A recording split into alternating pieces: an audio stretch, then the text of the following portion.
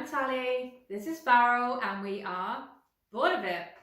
And today we're going to review Brass Birmingham. Brass Birmingham is a 2 to 4 player game based on the Industrial Revolution, which took place in England in the 17 and 1800s. It's described as a competitive network building economic game. Wait, don't click off. It is actually fun. While Brass's website describes it as a heavyweight game, we would actually argue it's much more of a medium weight game. You can explain this to someone in about 5 minutes, and this actually comes from any of the 6 actions you can do on your turn being quite easy to understand.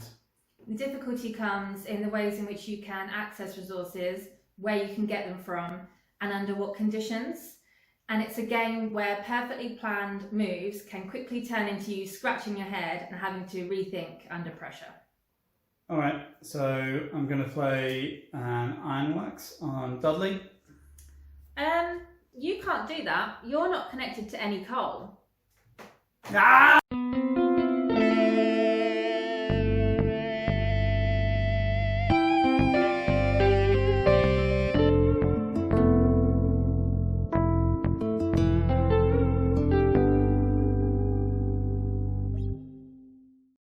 Considering the theme and the area of the game, we decided to look into some of the history, and for that we sent Sven down a coal mine to tell us what it's really like.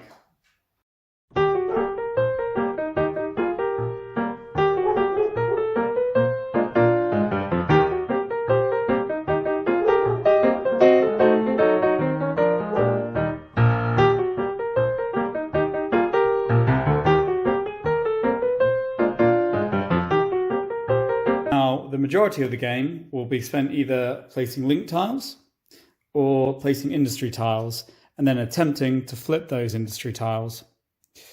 This is because flipped industry tiles and links connected to flipped industry tiles are worth victory points, and unsurprisingly, whoever has the most victory points at the end of the game will win. Link tiles are either a boat or a train, depending which area you're currently playing in. They will go on canals or rails to link 2 locations together. Industry tiles can be placed on a location that contains a matching industry tile. The industries can be divided into 2 groups, with coal mines, breweries and ironworks all having resources placed on them when put in play, and you need to remove these resources through gameplay to be able to flip them.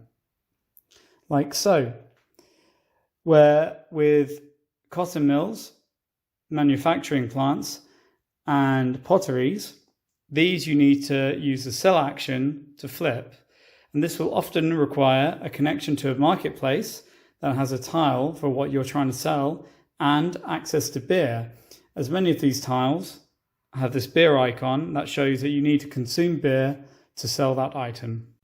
Now, understanding what your network is will be crucial to understanding Brass Birmingham. A location on the board is considered to be part of your network if the location contains one or more of your industry tiles or is adjacent to one or more of your link tiles. Each turn you can do 2 actions, and the game is card based, so you'll discard 1 card per action, redraw up to a full hand of 8 cards, and when this deck is empty, you play until each player has no cards left, and then the current era will end. This is a pretty good system as it creates a set number of rounds, which then creates balance. Also, when you can no longer draw any cards, it alerts all the players that you're in the end game and there's only 4 rounds left. And these rounds become the most tense as you try to maximize your remaining turns while being terrified that another player's actions will bring all of your plans tumbling down. So there are 6 actions that you can take on your turn, which are pretty simple in principle. They are build, network, scout, sell, develop, and take a loan. Building allows you to place an industry tile on the board using a card from your hand. You can build any industry at a location if you have that named location card, assuming you have access to the resources, or you can build at a location that is part of your network if you have an industry card that matches one of the industries at that location. When you do a build action, there will always be a cost associated with building that industry tile. So these are shown on your player board. So the amount of money it costs and resources needed and what era it's available to be built in. And then on the other side, it shows you what it's worth in victory points if it's flipped, how much flipping this tile will increase your income marker, which will gain you more money at the end of the round, and how many points it's worth if you have a link adjacent to it when it's flipped. The following actions can be performed by discarding any card from your hand. The network action is just placing a link tile down on a space that is free and part of your network. Taking a loan will gain you £30 from the bank, but you have to move your income marker down 3 spaces, potentially into negative territory. Selling allows you to flip your manufacturing plants, cotton mills and potteries. Developing involves either taking 1 or 2 iron cubes from the board somewhere and then removing 1 or 2 tiles from your player mat, allowing you access to more valuable industry tiles without having to build each one. Scouting allows you to swap out 2 of your cards for 1 wild industry card and 1 wild location card. These allow you to build even if you do not have the specific cards needed for the industry or location you are aiming for. Due to what you're able to build being based on the cards that you have, you can in theory get unlucky and have a bad hand, which can cause you to struggle to be able to build where you want. But there are multiples of all of the location cards and the industry cards, so you could, in theory, use both for the tile that you're aiming for.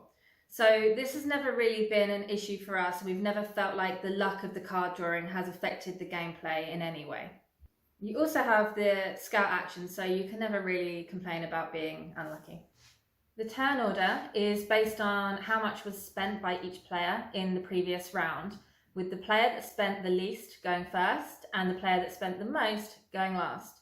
We find this to be a really great system, as it means that a player taking a preparatory turn, like scouting or taking a loan, gets to go first in the next round. And then in the reverse, the player that spends big and builds a lot goes last, so they can't then hog industry tiles, and it keeps the turns nice and balanced. So I've discovered that all of my favourite games have one thing in common: having no idea who the winner is until the very final points are scored. I love the competition and the tension being kept up in the game until the final second, and I don't think any game does this better than Brass Birmingham. This is because the game is played over 2 halves, and you only score points at the end of each half, meaning that for an entire half of the game at a time, you have no idea how you're doing compared to other players. We've also found that the scoring at the end of the Canal era is really not indicative of the overall winner, because the game essentially resets between the 2 halves. So if something didn't work in the Canal era, try another route in the Rail era.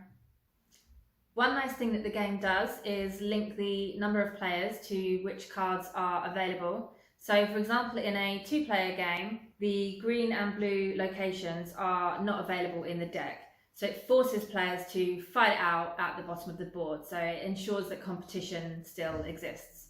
Also, the marketplace tiles are placed randomly at the beginning of the game, altering what goods you can sell where and adding some variety every time you play. This also creates some fun conflict where you race towards the marketplace with other players to try and get there first, or some great team building where you'll collaborate together to create a board-spanning network, allowing access to everything. This game is a weird one in that it can be both fiercely competitive while also promoting teamwork, often within the same round. The rule is that if you don't have any coal or iron, you have to take it from the nearest player before you're allowed to buy it from the shared marketplace. So what this means is that when you're building industry tiles, you know that other players are going to take your resources, but what it does mean is that they will then flip your tiles for you. And this creates a fun dilemma of, should you take Tally's coal, even though it's going to flip her tile, or waste a turn building your own coal mine, but costing her victory points. And even though you do get this teamwork going on, the game can be brutal. There is nothing worse than someone taking a location tile you've been working towards for several rounds, or someone stealing your beer right before you're going to go on a big selling spree, and now you can't flip those tiles anymore. The worst part of this game, by far, is the setup of your industry tiles on your player map. It is mind-numbingly boring to sort and stack your tiles one by one. Time seems to slow. Oh my god, just please make it stop. Of course, this is not a serious criticism. Another thing that I wouldn't say is a negative, but people should know, is that this game is very singular. Every time you play, pretty much all you're doing is putting link tiles down, putting industry tiles down. The gameplay doesn't really change game to game. Some games have replayability, and it comes from twists and turns or different outcomes or creating these water cooler moments. And this game just doesn't have that. You're not going to be saying to your friends, hey, remember that time I built 3 potteries? What a game. It's just not going to happen. But this is an amazing game and we in no way like it any less. So if this isn't a problem for you, then don't worry about it. Brass Birmingham is one of our favourite games. It's a very well balanced game, very thematic and very pretty to look at. It's tense. It's good at any player count. And it comes with beer. It also doesn't overstay its welcome. You always feel like you want just a few more turns, and even though it's a 2-hour game, it doesn't drag.